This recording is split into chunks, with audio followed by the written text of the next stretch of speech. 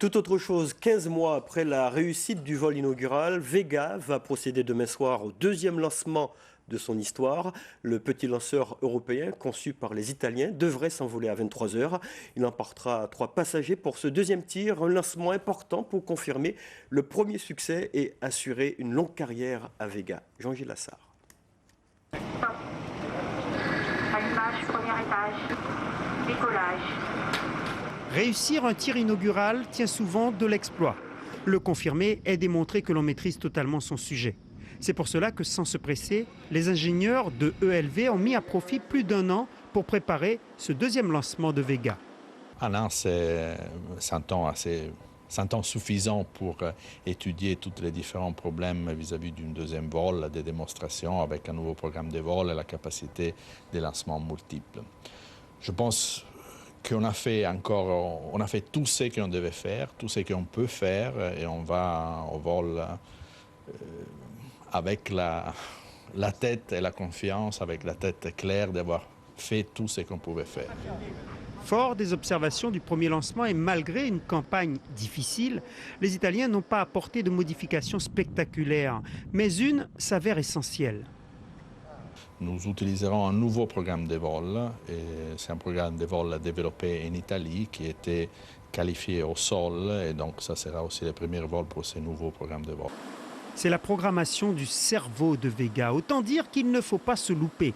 Outre cela, le lanceur sera équipé pour la première fois d'un système permettant de mettre sur orbite plusieurs satellites d'un poids total de 255 kg. Une paille en comparaison des performances d'Ariane. Ce sont les habitants de l'ouest de la Guyane qui verront le mieux la trajectoire du lanceur. On va lancer vers le nord pour une mission Sensing. C'est une mission assez complexe parce qu'on aura 5 allumages de l'étage supérieur avec 2 orbites différentes, donc l'orbite Proba et Vendrezzat, et la désorbitation de l'Avum, parce qu'on ne va pas laisser l'étage supérieur en orbite.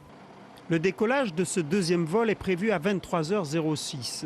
Il n'y a pas de fenêtre. En cas de pépin de dernière minute, il faudra reporter le lancement au lendemain. Jean-Yves Le Gall, vous n'êtes plus à Ariane Espace puisque vous avez été nommé il y a un peu plus d'1 mois président du CNES, mais vous suivez tout de même l'actualité des lanceurs européens. Pourquoi il a fallu attendre 15 mois avant un deuxième lancement pour Vega ? Parce qu'en fait, pour Vega, ce qui fait le calendrier, c'est la disponibilité des satellites. Donc, le premier lancement est intervenu au début de l'année dernière. Et puis, il a fallu attendre que les 3 satellites de cette mission soient prêts pour effectuer ce nouveau lancement. Ouais.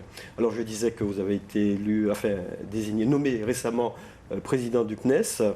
Est-ce que cela a été difficile d'accepter ce nouveau challenge à la tête de cette institution ?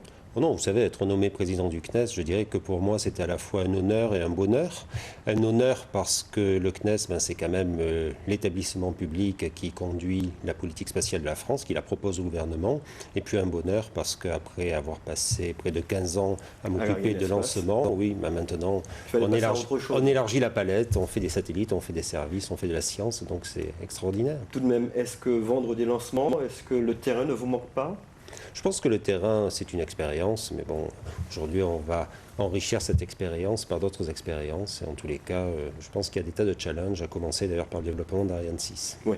Alors, vous arrivez dans un contexte budgétaire très difficile. La Cour des comptes a fait savoir récemment que la France donnait trop, participait beaucoup trop au financement du secteur spatial. Est-ce que vous êtes d'accord avec cette recommandation ?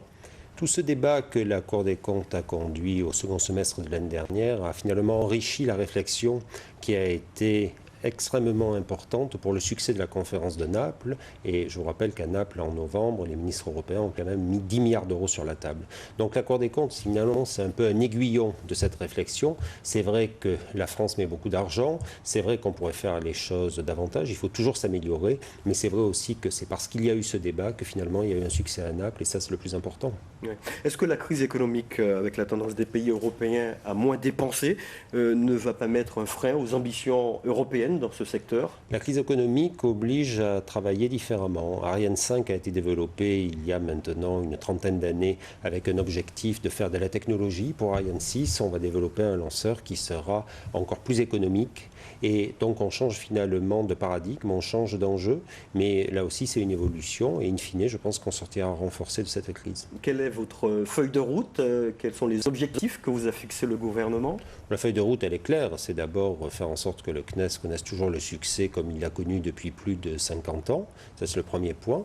Le deuxième point c'est bien sûr Ariane 6, transformer l'essai de Naples, et puis le troisième point, mais ça c'est peut-être plus personnel, continuer à ce que le CNES soit de l'espace pour la Guyane, mais ça, vous savez, je viens très souvent ici et je continuerai à y venir tout aussi souvent. Alors, on fait souvent un reproche au secteur spatial avec son implantation à Kourou, c'est que les entreprises européennes sont pratiquement absentes, il n'y a que des entreprises françaises. C'est vrai qu'il y a beaucoup d'entreprises françaises, c'est vrai aussi qu'on a quand même quelques entreprises européennes, et puis de plus en plus, c'est vrai aussi qu'on a des Guyanais qui occupent des postes très importants au centre spatial. Notre DRH au CSG a été le premier à participer à ce qu'on appelle une pépinière donc de jeunes talents pour la Guyane, et demain soir, nous aurons le plaisir d'avoir une directrice des opérations qui elle aussi est guyanaise. Restez avec nous, Jean-Yves Le Gall. Voici une image qui va certainement vous intéresser, une image insolite qui nous vient de Guadeloupe. Le débris d'une fusée Ariane a été retrouvé sur la côte guadeloupéenne. Un gros morceau de métal avec l'inscription Aria Serve. Tout porte à croire qu'il s'agit bien de restes de fusée, mais cela devrait être confirmé par une expertise. Alors, est-ce que, à vue d'œil, vous reconnaissez ce morceau de la fusée, d'une fusée Ariane?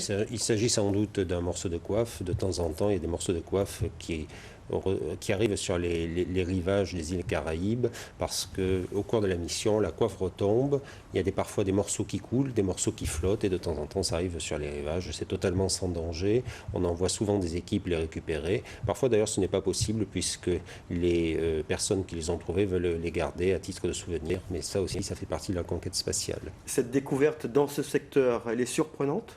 Non, parce que l'année dernière, nous avons fait 10 lancements, donc il y a 10 coiffes qui sont retombées, en fait 20 demi-coiffes, donc les courants peuvent amener ces morceaux de coiffe sur les îles des Caraïbes. Merci Jean-Yves Le Gall, président du Centre national d'études spatiales. Merci d'avoir été notre invité ce soir. Merci. Les recherches se sont